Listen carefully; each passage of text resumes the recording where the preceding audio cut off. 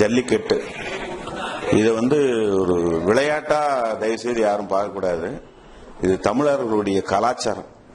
பண்டை காலங்களிலேயே ஏறு தழுவுதல் அப்படின்றது நம்முடைய இலக்கியங்களிலேயே இருக்கு.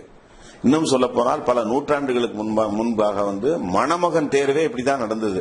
ஒரு மாட்டை அடங்கிட்டாதான் அவனுக்கு பொண்ணு கொடுப்போம் அப்படின்னு சொல்லி ஒரு வீரம் செறிந்த மண், ஒரு வீர கலாச்சாரத்தினுடைய அடையாளம் தான் இது. இதை தடுக்கிறதோ தடை செய்வதோ அப்படின்றது தமிழர் கலாச்சாரத்தை முடக்கிற ஒரு செயலா நான் பார்க்கிறேன். தயவு செய்து இப்ப இருக்கிற மத்திய அரசு இதுக்கு ஒத்துழைச்சு எங்களுக்கு அனுமதி அளிச்சு, இதுல ரொம்ப மத்திய அரசு ஆர்வம் காட்டுது, எனக்கு நல்லா தெரியும். அவங்க ரொம்ப ஆனஸ்டா ஜென்யூனா இருக்காங்க. ரொம்ப முனைப்போட இந்த வருஷம் உடனடியாக அதுக்கு அனுமதி வழங்கிட்டீங்கன்னா ரொம்ப நல்லது. மொத்த தமிழ் சமுதாயமும் இந்த அரசுக்கு கடமைப்பட்டிருக்கோம், நன்றி செலுத்த கடமைப்பட்டிருப்போம். நாங்களும் இயக்குநர் சங்கம் சார்பாகவும் சரி, என் சார்பாகவும் சரி, என்னுடைய வேண்டுகோளா வைக்கிறேன், ஜல்லிக்கட்டை அனுமதியுங்கள்.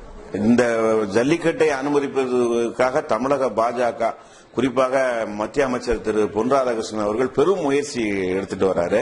ஏன்னா அவருக்கு தெரியும், அவர் அந்த மாதிரி ஒரு பாரம்பரியத்திலிருந்து வந்தவர், இந்த கலாச்சாரத்தை பேணி காப்பதில் ரொம்ப உறுதியா இருக்கிறவர். அவரும் சரி, தமிழிசை அவர்களும் சரி, இதை தயவு செய்து நல்லா நீங்க ஆதரவு குரல் நீட்டி மொத்த தமிழகமும் இதுக்கு உறுதுணையா இருப்போம். நீங்க எங்களுக்கு இதுக்கு அனுமதி வாங்கி தரணும். வாங்கி தந்தா அந்த தமிழ் சமுதாயம் உங்களுக்கு நன்றி கடன் பட்டிருக்கிறது.